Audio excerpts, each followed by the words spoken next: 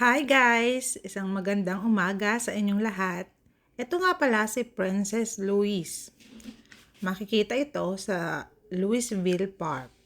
Taon-taon, kapag malapit na ang summer, ay nagtatanim na sila dito at naglalagay ng mga designs.